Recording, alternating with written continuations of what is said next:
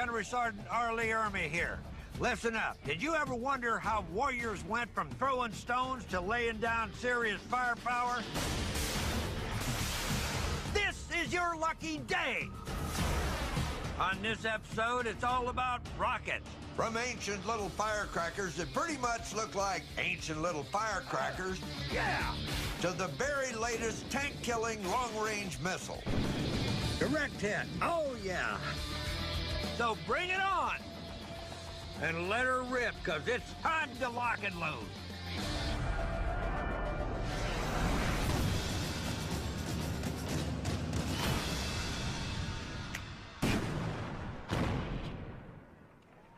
Hoorah! Now that's what I call 15 pounds of pure devastation. This little honey here is the AT-4 rocket launcher. The AT-4 is a modern version of what's been a staple in warfare for hundreds of years, the rocket. But how'd all this rocket business get started in the first place? Good question, Einstein. Well, it all started over in China way back in the 9th century. A couple old boys were playing around with a combination of sulfur and saltpeter when they lit the stuff on fire and they blew up. Two things happened. Number one, their house burned down. And number two, gunpowder was born. Boom! Pretty soon, they figured out how to use gunpowder as a weapon. 12th century, Chinese rocket. Range 350 yards. Warhead, black powder. A rocket is nothing more than a tube. It's covered up on one end and has a hole in the other end. Fill it up with some kind of accelerant, fire that baby up, and it's go time. The thing blasts off like a rocket. The earliest record of rockets being used as weapons is in the early 1200s, when the Chinese shot arrows of flying fire at that mighty Mongol Genghis Khan. Good old Genghis knew a good thing when he saw it. After they whipped up on the Chinese, the Mongols added rockets to their arsenal and took them on their victory tour across Asia and all the way to Eastern Europe. Me? I've come to Southern California to meet John Van Norman.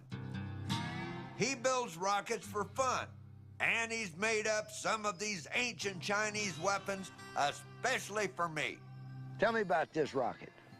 It was just basically a piece of bamboo, either tied around with hemp rope or was laced with other bamboo.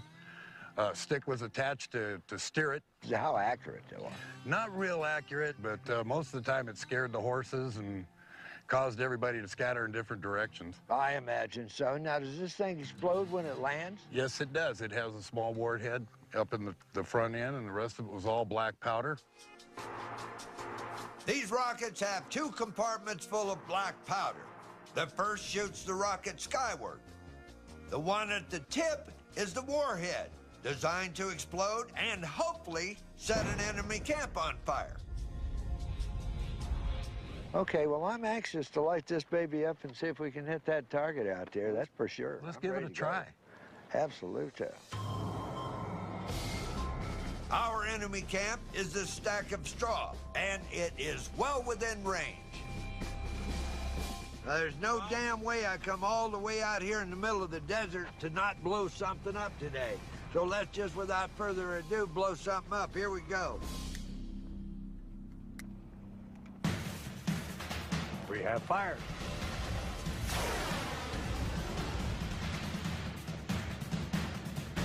A little right, but the distance is good.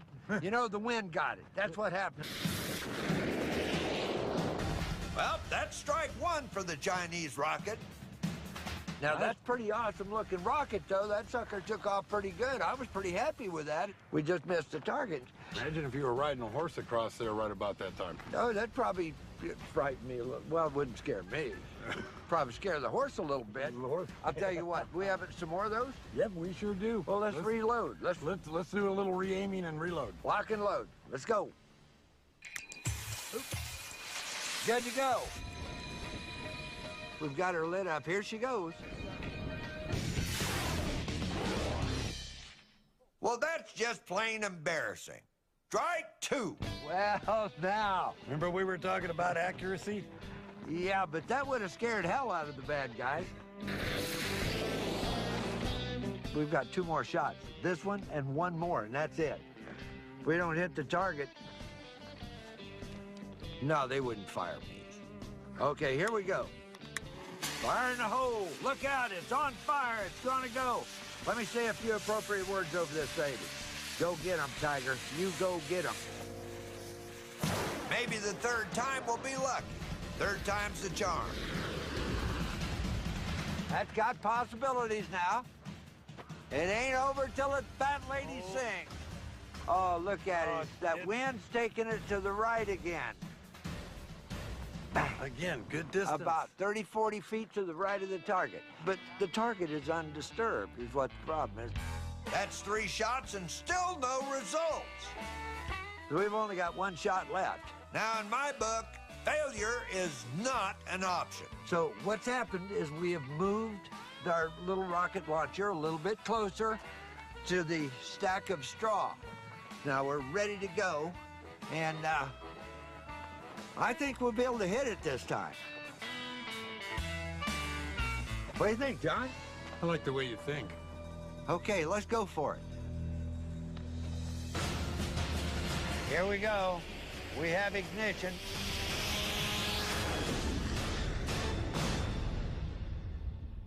Wow, that was exciting, wasn't it? What'd you put in that thing? Well, at least this time, we managed to burn the enemy's bridges. You know, it's not about the hit, it's about the quality of the fire afterwards, because you can see that we totally decimated that straw stack. There's no question about that. But if you were this close to a real enemy camp, you might as well just reach out and set it on fire by hand. Fired off one at a time, these rockets are just too inaccurate. But a couple 100 years later, the Koreans figured out a surefire way to guarantee a hit. 15th century. Hwacha. Range, 500 yards. Warhead, arrow tip, and black powder. What the Koreans came up with was a wooden cart that shot 200 rocket-propelled arrows at once.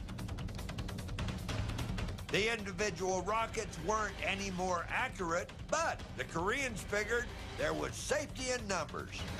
So, yeah, and you got 200 of them. You launch them all at the same time, basically. Yes, we do.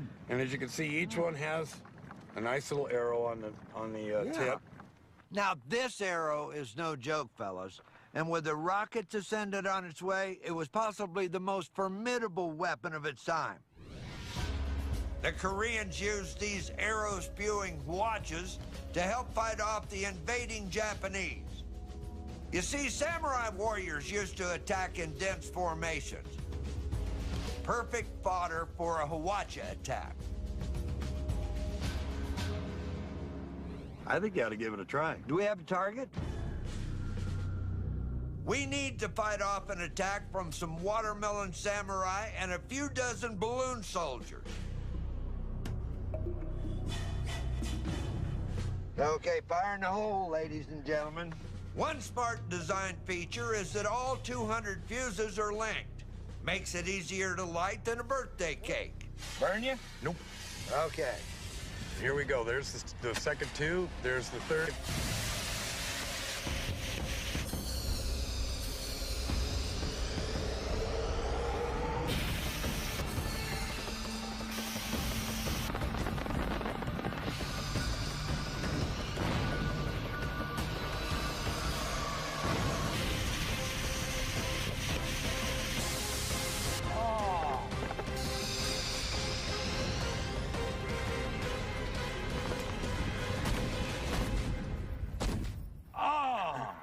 how'd you like to Now, have that raining down on you? that was worth every nickel of it right there.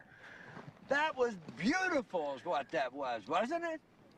But that is an awesome piece of machinery. Was that as good for you as it was for me, honey? Well, how about that? We finally scored some direct hits. Look at the carnage. This is awesome. Good shooting. Hurrah, yeah, it was. It was fun stuff. We'll do this again. It takes 10 seconds to fire off all 200 arrows. That's a big step up from the old Chinese one-hit wonders, the ones that hardly ever hit. But even the Hwacha's success is more down to the power of numbers than anything else.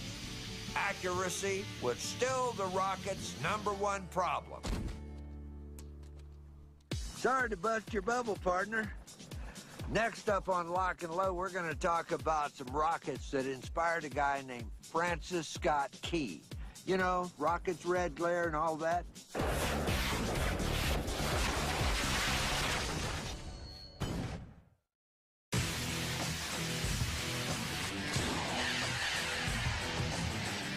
All right, Devil Dogs, for those of you out there who have a short attention span, we are talking about rockets here. Up until the end of the 1700s, targeting a rocket was pretty much hit or miss affair.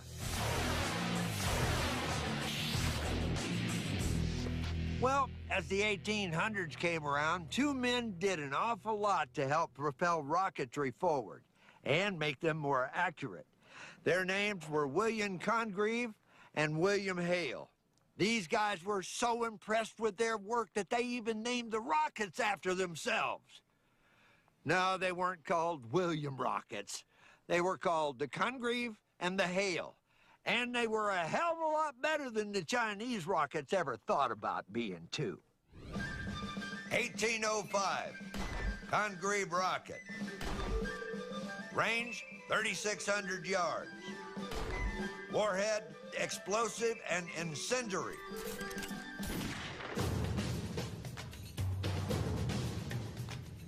Congreve's big breakthrough was to make his rocket out of metal instead of bamboo. Seems kind of obvious to me, but I guess somebody had to be the first. Now, the Brits used these rockets against the Yanks way back in the War of 1812 when Congreves were fired against Fort McHenry. A certain Francis Scott Key was inspired by their red glare. Well, you know the rest. It turns out the red glare was about all they were good for. Even with all the tinkering, they still weren't on target. A better rocket was called for. Enter the Hale. 1846, Hale rocket. Range, 3,000 yards. Warhead, explosive. William Hale took Congreve's design and put a whole new spin on it. He added little vents around the base that let the exhaust gases spin the rocket to help keep it flying straight. The exact same way a football does. This meant Hale could ditch the guide stick, making his rocket more streamlined than the Congreve. It stayed in use for almost 50 years, from the Civil War right up through the Spanish-American War of 1898. I'm here with my buddy Eric Gates. Now, we're getting ready to demonstrate rockets and play with these things, the Congreve and the Hale. Which is the most effective? Well, this had a longer range because we're losing thrust spinning this one. Okay. But this one's more accurate. So longer range, more accurate. Uh-huh.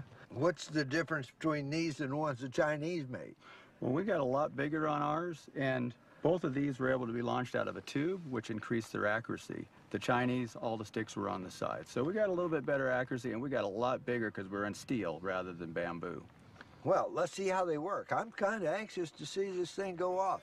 Let's get one in the launcher and let it rip. I'm with you.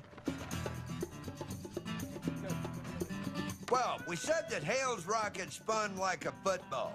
So, what better way to test both these babies for accuracy than a set of goalposts? Okay, I've had the boys set up a regulation gold post out there, and we're gonna have a little contest, see which one of these babies is the most accurate, Mr. Hale or Mr. Congreve. May the best man win, that's all I can say. Now, for those of you out there who are a bit slow, the objective of the exercise is to score a field goal and get the rocket between the posts. First up, the Congreve. Oh, all right, up to the old bomb shelter here. Yeah, now how long is this gonna take before this thing goes off? About 45 seconds to a minute. Okay, the target may have moved 3 or 4 different times by then, right? And in the day, yes. Okay. 5, 4, 3, 2, 1.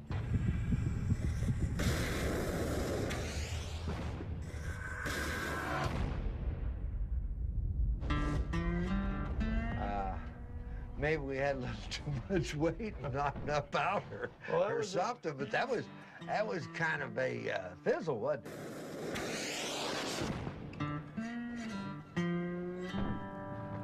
As far as the field goal, short.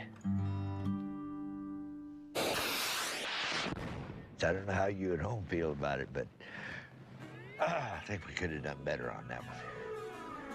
The Congreve's metal case might have made it more powerful, but just like the ancient Chinese contraptions, they couldn't hit the broadside of a doggone barn.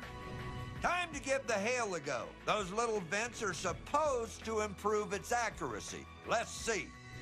Okay, now, this is gonna take a little teamwork here. We're a team. Oh, we have ignition.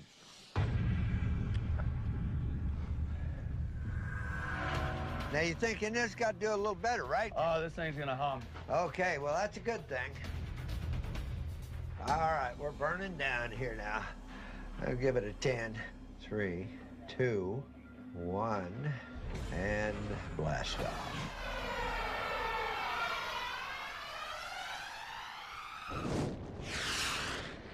Well, there you go. Now, that's what I'm talking about. That was a pretty good shot. That went out there about a mile, didn't it? It went up quite a ways. A perfect field goal by the Hale. It goes right between the posts with plenty of height to spare. Trouble is, neither of them did any damage. And I have a feeling you'd prefer to see both these rockets do what they were built to do, and blow something up. So, we're gonna shoot them off in a group at a target, a brand spanking new target that we've set up downrange. Just so happens it is the broadside of a barn.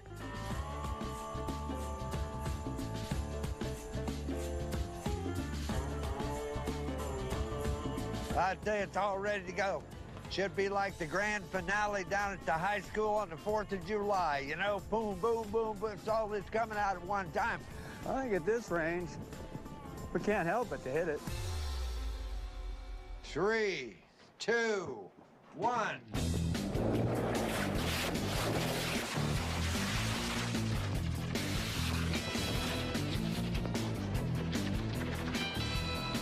My God, we got the barn on fire.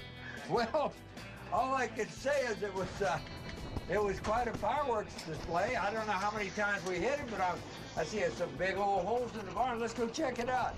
Sounds good.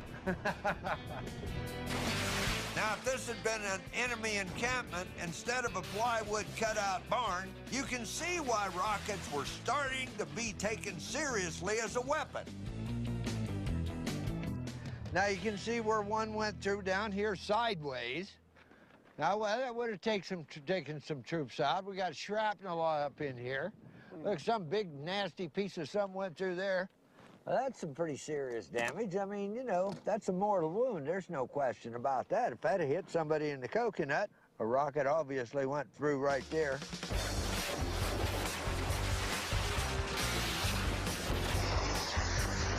Well, there you go. Congreve and Hale rockets can hit the broadside of a barn. You just have to move them up real close and have a lot of them, that's all. Coming up next. rockets get a kickstart.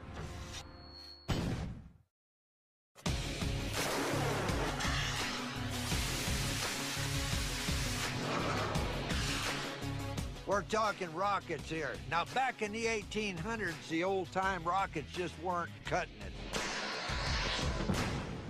So, the Army chiefs got together and they gave them the old heave-ho.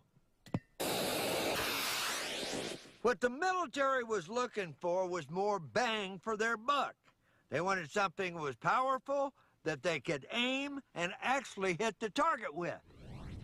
During World War II, the Germans mastered rocket technology like never before.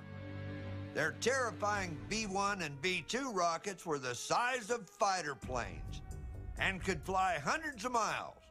But they weren't built for regular battlefield use.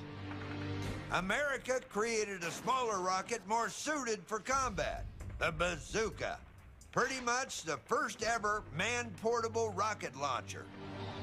It was deadly to thin-skinned German vehicles and even took out a Tiger tank during the 1943 invasion of Sicily. But it was far from perfect.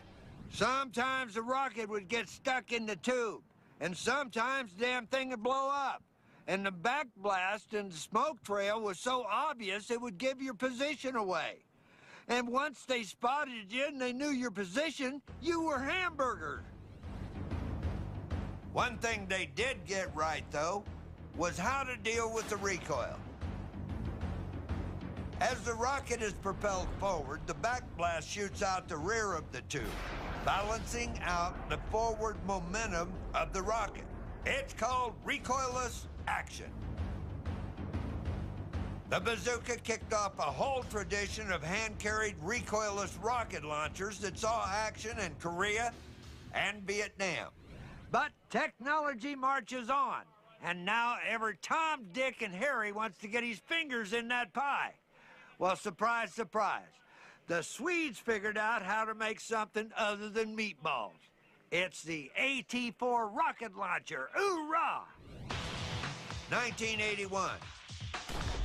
AT-4 rocket launcher. Range, 600 yards.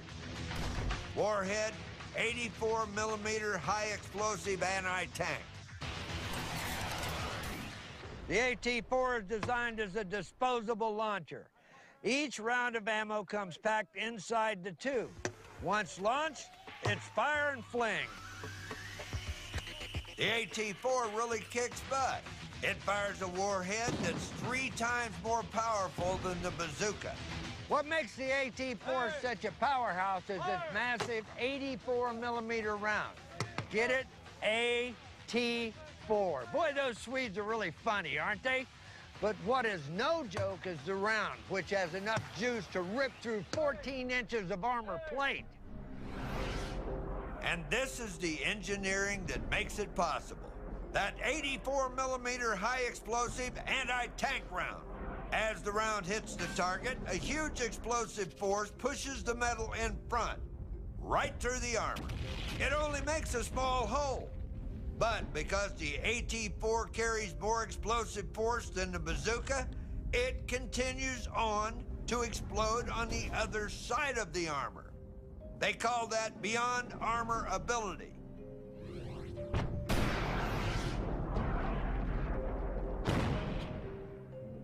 And I'm gonna learn how to use one, then test its firepower against a tank at Fort Benning, Georgia. Hoorah!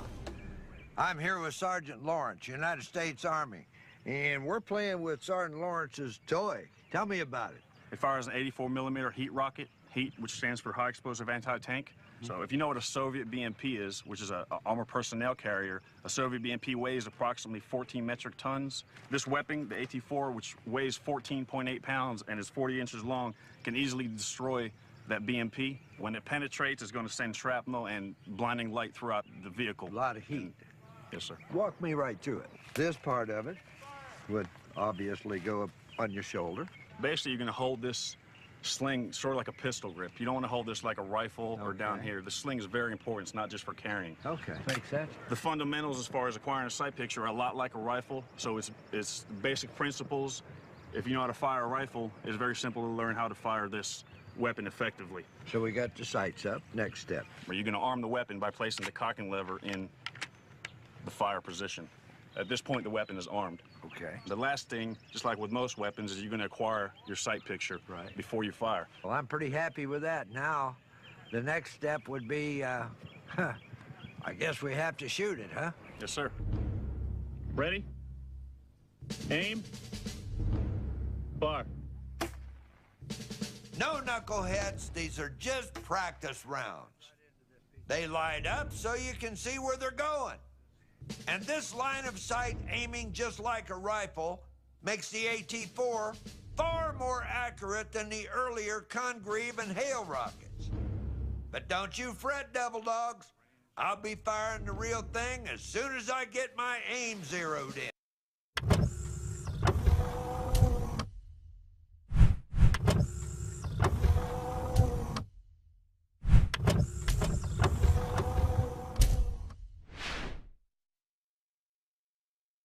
Should be 300 meters right there.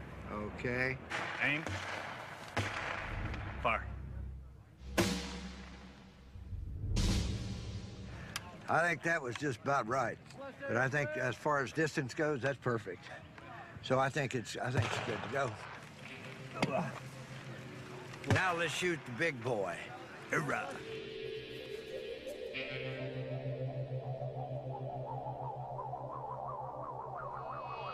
Okay, whenever we're ready, I'm ready. All right, I'm going to arm it right now. All right, ready? Aim.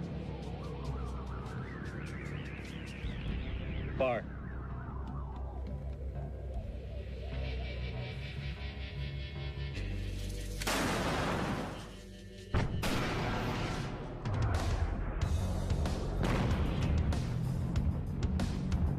Nice one. Direct hit. Oh, yeah. Good job, sir. Gotta tell you, that tank is dead. It's out of action. That is an awesome, awesome hit. It has a bigger warhead, 6 pounds compared to the bazooka's 3 pounds, and a further effective range, 600 yards compared to 300 with the bazooka. And it was a total, absolute thing of beauty. And it's good against tanks, armored vehicles, even a small bunker. The AT-4 truly is anti-materiel. Thing of beauty. And no recoil whatsoever, a little push. That's about it. The recoil all goes out the back, and then the rocket coming out the front, they kind of counterbalance one another. Ah, yeah! Makes me feel like a real man to be able to do that, you know? Punch a hole in that big damn tank down there. That tank is dead. It's out of action. It will never, ever cause us any problem ever again. Hurrah. But the AT-4 is still only aimed by line of sight, just like the bazooka, the Congreve, and the Hiwacha. And that's no guarantee of a hit.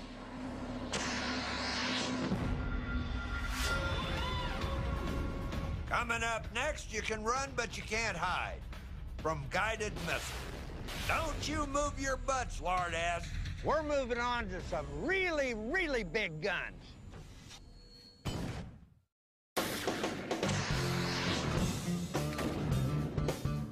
We're rocking and rolling with rockets. Now pay attention. I'm fixing to tell you about the mother of all rocket launchers, known to the military as the MLRS. It's a go-anywhere vehicle that can fire up to a dozen high-precision, surface-to-surface tactical missiles in less than a minute and strike up to 30 miles away. But right now, I'm concerned with how we got to this point. I've already shown you the Swedish AT-4, a fantastic weapon for line-of-sight medium-range targets. But for longer range, you need a little help with your aim. Direct hit. Well, the boys in R&D figured out a way to put a guidance system on a rocket. Now, what you got is a guided missile. And that's a whole new ball game. The very first missile guidance systems The controlled rockets by wires were built by the Nazis. Now, after a few decades of tinkering, we came up with our own version. The tow missile, that's this baby right here. It's a real beaut. And its little wires can guide it to a target more than 2 miles away. If you can see it, you can kill it with a tow. 1972.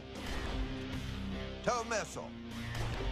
Range, 4,000 yards. Warhead, high explosive. The tow is a tube-launched missile. Through optical sights, the operator keeps the crosshairs on the target using a joystick. Data is relayed to the missile via control wires, so the missile goes wherever the crosshairs are pointed. And here at Aberdeen Testing Center, I'm gonna get a fire one. The tow was developed in 1970 and first used in Vietnam in '72. We mounted them on helicopters and armored vehicles with only slight modifications. And it quickly created quite an impact. Its first month on duty, it racked up an incredible 24 tank kills. Today, the tow missile is a real workhorse and one of the most versatile and effective weapons in the U.S. military's arsenal. In fact, it's the most widely used anti-tank guided missile in the world. Trust me, you don't want to be in front of one of these things. And I'm about to show you why. We're gonna fire one from this Bradley fighting vehicle. And there's a little square board about a half-mile away that I'm itching to put a hole in. With a little help from Jason Manchester, I've got the target in my sights. Okay, we're about dead center, wouldn't you agree? Got a good sight picture, Roger. Now we switch from double to 13 times magnification. Okay, and all I have to do is pull the trigger? Pull the trigger and sound off. Okay, missile away. Now, as long as I keep the target in the crosshairs, the missile's gonna hit. A pair of fine copper wires uncoil from the back of the missile as it flies. I'll be damned. This provides an unjammable link from the operator to the missile, all the way to impact. Yeah, that's a beautiful thing. We're just inches off the exact center of that target. And it's what, 800 or 900 yards away? 800 yards. 800 yards, that's about a half mile. Great, good shoot, hoorah! With earlier missiles, it was point and pray. Once you hit the button, it was out of your control. But the tow lets you keep the missile on track just by keeping the target in the crosshairs with the joystick.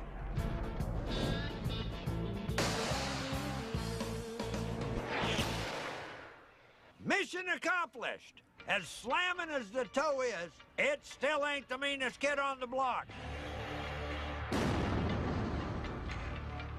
The big problem with some of these handheld rocket launchers is the shooter has to stick around until impact, and that can make him a pretty damn easy target. Well, son, have I got news for you. This baby's called the Javelin, and you don't have to be an Olympic athlete to launch one. Matter of fact, once it fires, you don't have to stick around and guide this thing to its target. No, sir. It's fire and forget. No need to hang out and see whether you've rained on the enemy's parade or not. Fire and forget. 1996. Javelin missile. Range, 2,200 yards. Warhead, 18-pound anti-tank.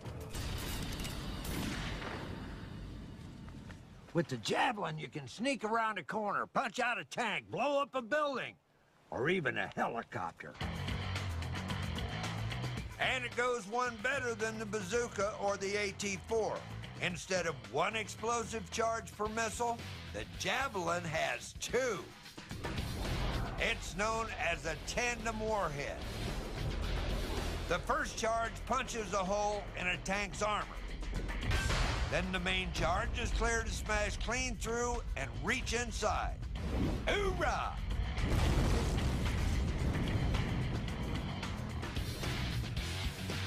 And at Fort Benning, Georgia, I've come to meet Staff Sergeant Lindemeyer, whose job it is to fire this thing. This is the Javelin weapon system. It is a man-portable, medium anti-tank missile. Fire and forget. Fire and forget means what? That means once you've locked onto your target and you fire your round and leaves the tube, you can set the system down, take this command launch unit with you, and move on to your next position before that round even impacts the target. It works off IR imagery. The heat waves coming off your target create an image, and this system, this command launch unit, converts those heat signals into a visible image, which is what you lock onto. Because the infrared sensors can see in the dark, there's no point trying to hide under cover of night. The Javelin is gonna find you anyway. And if you try to run, it's just gonna keep right on coming after you, all by itself. Say your prayers, sucker. That's even better than the tow, which still has to be guided manually after firing.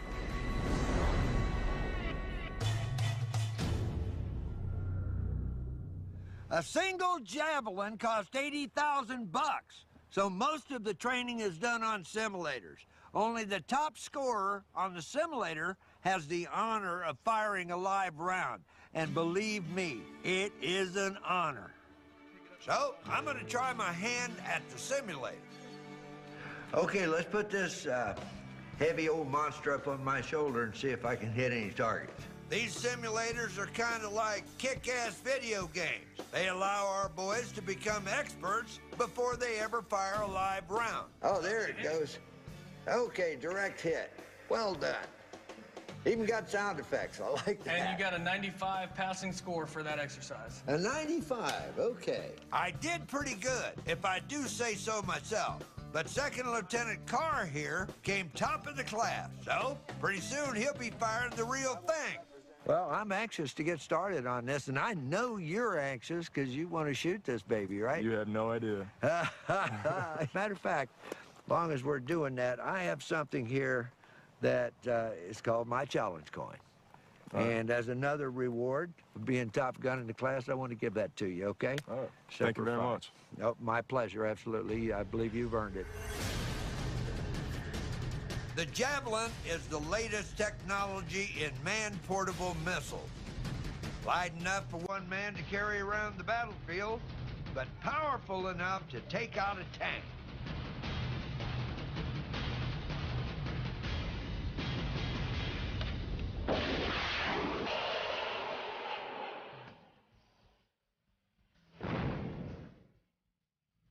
Absolutely, direct hit.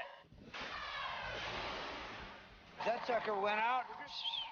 That was a thing of beauty, gentlemen.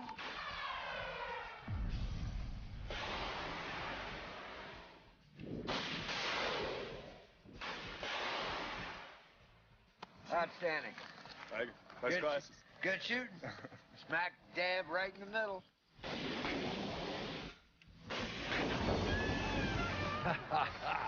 Take some of that. What do you think about that? Want some more of that? And if you thought we couldn't top that, stick around and find out what can destroy 6 tanks with just one rocket. Ha ha! Hoorah!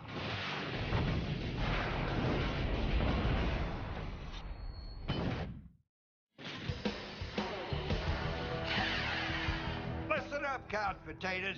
Gunnery Sergeant Arlie Ermy here, and I'm having a blast with rockets. Now, the Javelin is a get-her-done kind of rocket. There's no question about that. But the military is always eager to lay down lots of hurt and do more damage. That's right. I'm talking about the mother of all watches. It's the MLRS, this baby right here, the Multiple Launch Rocket System. And this baby will put a hurting on you. There is no question about that. 1995. MLRS, Multiple Launch Rocket System. Range, 300 miles. Warhead, 12 M30 rocket. Now remember the Hwacha, that 500-year-old multiple rocket launcher from Korea? Well, the MLRS takes the same concept, multiple rockets being launched. Matches it with the explosive warhead of rockets like the AT-4 and adds in the guidance and technology of weapons like the Javelin. That lets you put a missile where you want it to go. It is one of the most effective missile systems on the planet.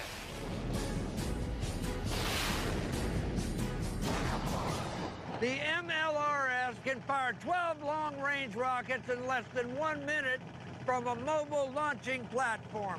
The onboard computer can fire rockets individually or in ripples of 2 to 12.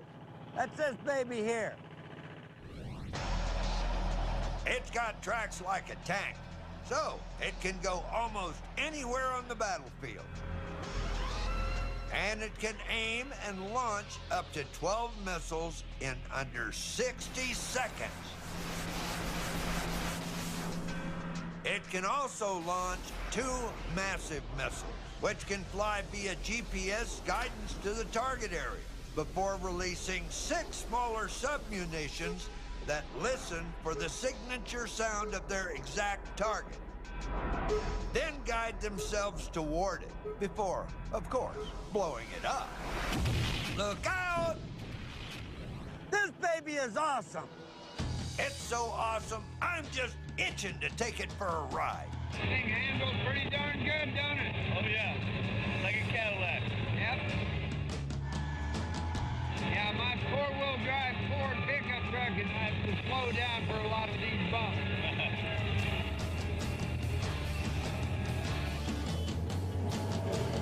The vehicle itself travels at 40 miles per hour. Now that's faster than a foot soldier can travel lugging an AT-4 or a Javelin. And that speed's a real advantage on a fast-moving battlefield. What's the range on the vehicle? 300 kilometers. What does the gas tank hold? Well over 100 gallons. Oh, really? Okay. Well, the whole belly of the chassis is pretty much a fuel cell. Well, guys, thanks a million for that wonderful ride. Enjoy that? Absolutely. I love this stuff. Well, you know, that was a lot of fun, but I want to get out here, and I want to be standing back a little ways so I can watch the fireworks. And here at Fort Sill, Oklahoma, they don't just settle for any old 4th of July firecrackers. No siree. The MLRS is probably the most devastating weapon in our arsenal today. Certainly one of them, anyway. I put it right in the top 10. This baby even allows the crew to fire off the full payload of 12 missiles from the safety of the vehicle's cabin. Fire!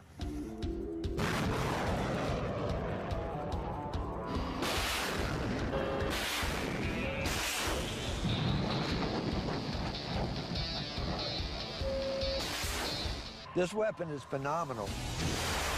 Now, I wanted to get down to the target area and see destruction close up, but they reckoned it might be a little bit dangerous. Huh. But even from this distance, the MLRS is a pretty darned impressive sight. Ooh, this is tremendous stuff. I'm loving this. As a multiple missile launcher, the MLRS is kind of like the old Korean Hwacha. But where the Hwacha could just about hit something 500 yards away, the MLRS can take out a tank at 30 miles. This baby behind me is awesome. This is a great piece of machinery. You gotta love it. That is, unless you're the guy that's down there getting shot at with it.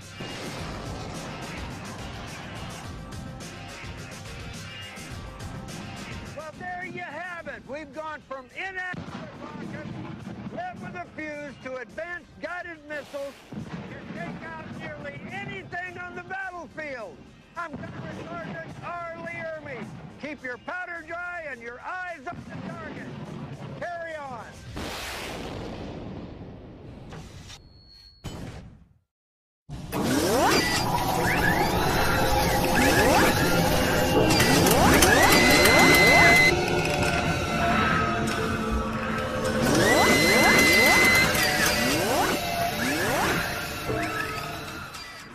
Feet to the right of the target, but the target is undisturbed, is what the problem is.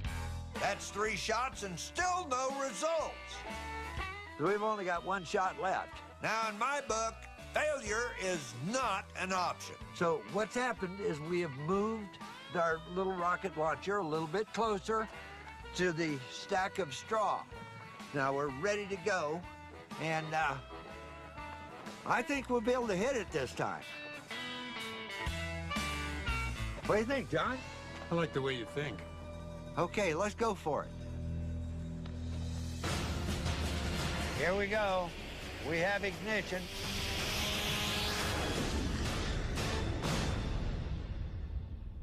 Wow, that was exciting, wasn't it? What'd you put in that thing? Well, at least this time, we managed to burn the enemy's bridges. You know, it's not about the hit, it's about the quality of the fire afterwards, because you can see that we totally decimated that straw stack. There's no question about that. But if you were this close to a real enemy camp, you might as well just reach out and set it on fire by hand. Fired off one at a time, these rockets are just too inaccurate. But a couple hundred years later, the Koreans figured out a surefire way to guarantee a hit. 15 Chinese weapons, especially for meat. Tell me about this rocket. It was just basically a piece of bamboo, either tied around with hemp rope or was laced with other bamboo. A stick was attached to steer it. How accurate they were. Not real accurate, but most of the time it scared the horses and caused everybody to scatter in different directions. I imagine so. Now, does this thing explode when it lands? Yes, it does. It has a small warhead up in the front end, and the rest of it was all black powder. These rockets have 2 compartments full of black powder. The first shoots the rocket skyward. The one at the tip is the warhead, designed to explode and hopefully set an enemy camp on fire. Okay, well, I'm anxious to light this baby up and see if we can hit that target out there. That's for sure. Let's give it a try. Absolutely. Our enemy camp is this stack of straw, and it is well within range. Now, there's no damn way I come all the way out here in the middle of the desert to not blow something up today. So let's just, without further ado, blow something up. Here we go. We have fire.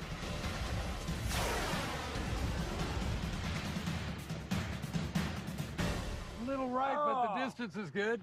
You know, the wind got it. That's what happened. Put this stuff on fire and it blew up. 2 things happened. Number 1, their house burned down. And number 2, gunpowder was born. Boom! Pretty soon, they figured out how to use gunpowder as a weapon. 12th century. Chinese rocket. Range 350 yards. Warhead, black powder. A rocket is nothing more than a tube. It's covered up on one end and has a hole in the other end. Fill it up with some kind of accelerant, fire that baby up, and it's go time. The thing blasts off like a rocket. The earliest record of rockets being used as weapons is in the early 1200s, when the Chinese shot arrows of flying fire at that mighty Mongol Genghis Khan. Good old Genghis knew a good thing when he saw it. After they whipped up on the Chinese, the Mongols added rockets to their arsenal and took them on their victory tour across Asia and all the way to Eastern Europe. Me? I've come to Southern California to meet John Van Norman. He builds rockets for fun, and he's made up some of these ancient...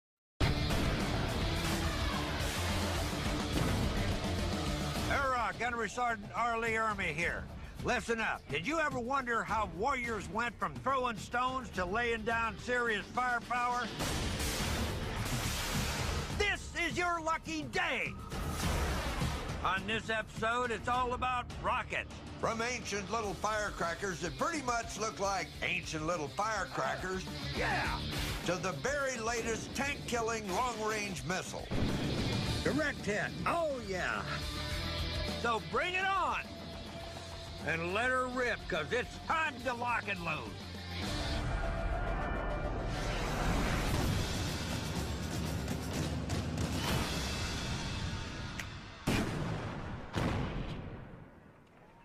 Hoorah! Now that's what I call 15 pounds of pure devastation. This little honey here is the AT-4 rocket launcher. The AT-4 is a modern version of what's been a staple in warfare for hundreds of years, the rocket. But how'd all this rocket business get started in the first place? Good question, Einstein. Well, it all started over in China way back in the 9th century. A couple old boys were playing around with a combination of sulfur and saltpeter. When they lit... Well, that's strike one for the Chinese rocket. Now, that's pretty awesome looking rocket, though. That sucker took off pretty good. I was pretty happy with that. We just missed the target. Imagine if you were riding a horse across there right about that time. Oh, that probably frightened me a little. Well, it wouldn't scare me. Probably scare the horse a little bit. The horse. I'll tell you what, we have some more of those? Yep, we sure do. Well, let's reload. Let's Let's do a little re-aiming and reload. lock and load. Let's go. Oop. Good to go. We've got her lit up. Here she goes. Well, that's just plain embarrassing. Strike two. Well, now. Remember we were talking about accuracy? Yeah, but that would have scared hell out of the bad guys. We've got 2 more shots. This one and 1 more, and that's it. If we don't hit the target... No, they wouldn't fire me. Okay, here we go. Fire in the hole. Look out, it's on fire. It's gonna go. Let me say a few appropriate words over this baby. Go get 'em, Tiger. You go get 'em. Maybe the third time we'll be lucky. Third time's the charm. That's got possibilities now. It ain't over till the fat lady sings. Oh, look at it. That wind's taking it to the right again. Again, good distance. About 34.